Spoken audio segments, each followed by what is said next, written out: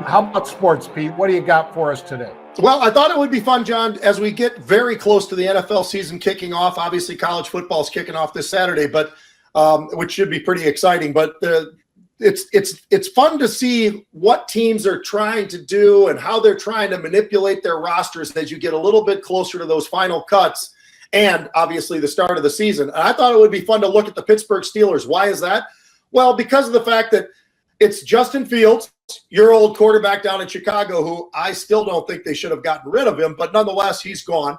And I think that's going to be very interesting with Pittsburgh. You've also got Russell Wilson, right? They got Russell Wilson practically for free, John, because his contract is mostly still getting paid back in Denver.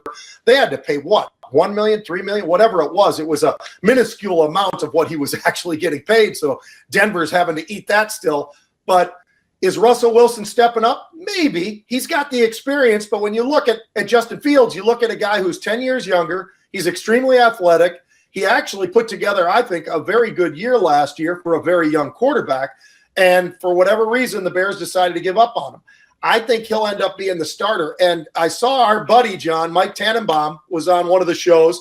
He's a great guy. John and I have gotten to know him over the years, and he's really a guy who's been a GM. He's been this guy on TV for a really long time. He does an excellent job. He had something that I hadn't thought of, so I'm going to steal it from him because I really like it. But he had the idea of the Minnesota Vikings. Should they go out and get Russell Wilson? Because does Russell Wilson, does he need to be the starter at Pittsburgh? Or could you just say, you know what, it's so close. Justin's athletic. We've already got Najee. We've got this great team in front of us, got running backs, receivers, like a great tight end, really good offensive line. They added to it in the draft.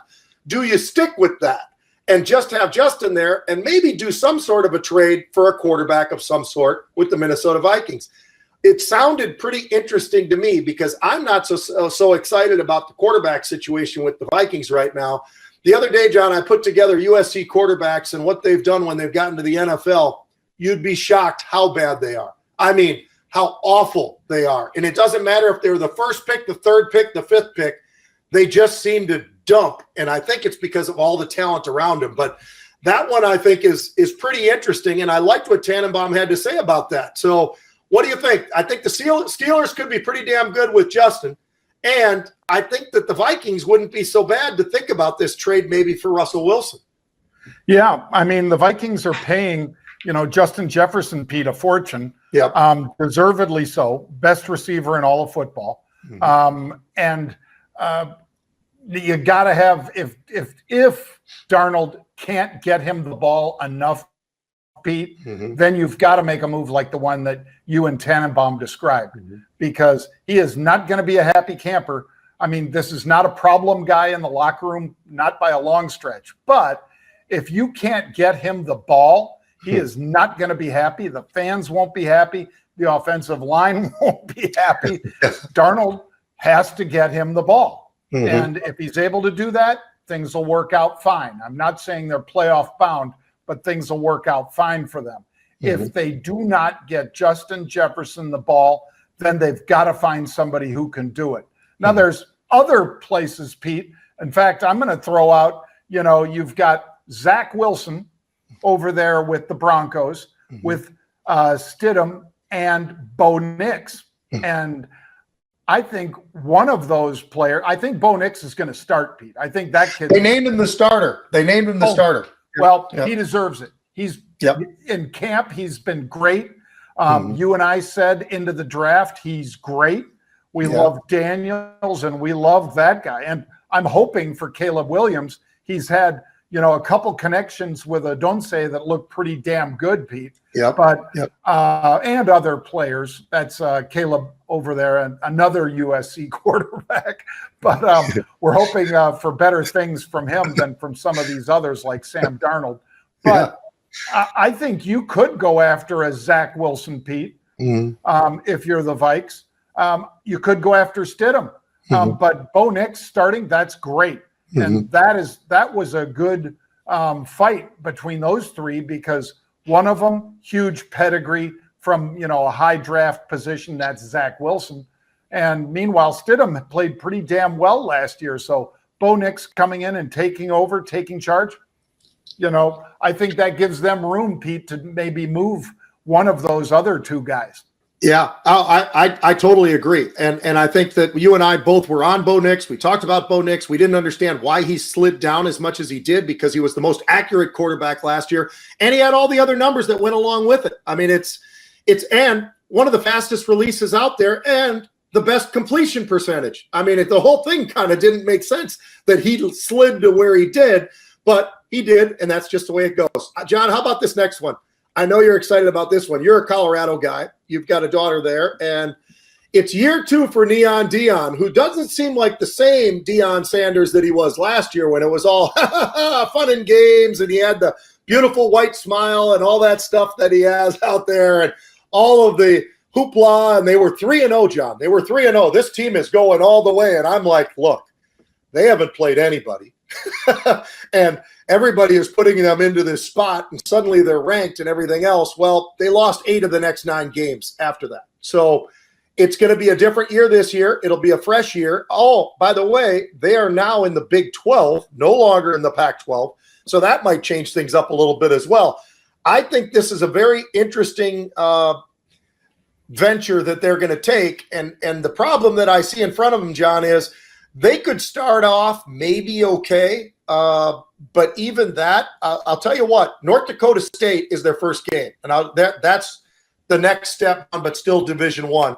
But they play pretty quality football at North Dakota State. I mean, that is an amazing franchise, we could call it, in football. Then they get Nebraska, who I think is a better team than they were. Then they get Colorado State, who gave them a heck of a game last year as well. What I'm concerned about for them is, when you look at the back half of the schedule, they've got Central Florida, who's a really good football team, in Orlando. Come back, they got to play number 18 K-State. Then they go to Arizona, number 21. Then they later on, at the last 3 games, they've got number 12 Utah. That's going to be tough. At number 22 Kansas, that's going to be tough. At home against number 17 Oklahoma State. I'm wearing the hat right now, as a matter of fact. That was one of my calls yesterday, John, where I said with Mark, I said, look, who are going to be the sleepers that maybe get into this college football playoff? I would put Oklahoma State in that group. Oklahoma State's got the best running back in football this year. They've got a heck of a quarterback. He throws too many interceptions. He won't throw as many this year, I think, just because of maturity and understanding and everything else. But what do you think about Colorado? Because the way I'm looking at it, John, I don't know if they win more than 3 games this year, but you might have a different opinion on that one. But the Big 12 is not just a cakewalk. It is not a cakewalk, and their preseason is not really a cakewalk either. No, and, Deion took real offense, Pete, at that CBS reporter that ranked the top coaches in his conference, and Deion wasn't anywhere near the top. He was at the bottom. I will say that I love this guy. I realize the mistakes he made, because I was there for some of them last year, Pete, where he could have, against, I think it was Oregon State, Pete, and a couple others, he could have, with the right decision, either made that game close to the very end or even won the game. But he made bad decisions, coaching decisions. Coaches coach, players play, but if you're sending in, the offense or the defense at certain times, or if you're making a call, Pete, on a penalty, do you take points off the board? Very few coaches are willing to do that. Some will. In other words, would you take a field goal off the board for a chance to go for the end zone? But the bad decisions, I think, that he made last year, people stood up and took notice, and there were a few. So now I probably won't get to go in the press box with Deion for saying that. But on the other hand, the players do play. And if he has an O-line that can give Shedeur the time that he needs this year, Pete, they'll win more than 3 games. Yeah. If, on the other hand, the offensive line gets banged up and Shedeur's got to run for his life like a jailbreak every single play, like he did most of the second half of the season last year, it's going to be a long one for Deion and Colorado. Yeah. But I'll be confident and say that I think he picked up enough players to fill in there. And hopefully they don't all have to be 35-yard passes, Pete. You know, if they picked up a few more tips from you about throwing to the tight end, I think that'd be a better squad this year. Yeah, it's interesting also, John, even in the portal, how they aren't the same team that they were last year with all the pomp and circumstance and everything else. This year, it's Ole Miss, and they've been crushing it. And then multiple other SEC teams that have done a great job in the portal. And yesterday, Mark and I were even talking about Clemson and the head coach down there who does not use the portal. He doesn't like it. His version, he said, is the freshman portal, which is going to high schools and offering them scholarships and bringing them to Clemson.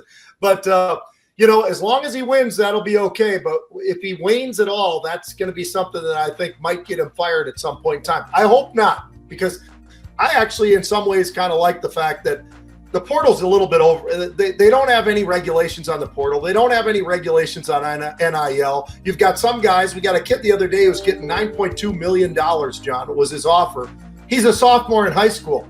$9.2 million. So when he signs, he gets $2 million. Then he gets 1.6 for the rest of it. But, you know, that's college sports today. It's a much different game. But I'm not sure that I like it from that perspective as much as I used to. I think if you want to be able to transfer, you should be able to transfer. But I don't know that you should transfer every single year and get money every single year from a different NIL. I mean, somehow that just doesn't add up to me to be amateur athletics. Yeah, well, it ain't amateur athletics. You're absolutely right. And the part about you getting that paycheck, although I did notice, Pete, that a lot of the kids at Texas are getting Lamborghinis from Lamborghini of Austin or whatever.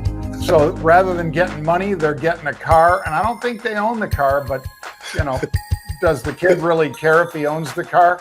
If it's $160,000 or $200,000 vehicle, as long as they're driving it, it's the same thing, same net. All right.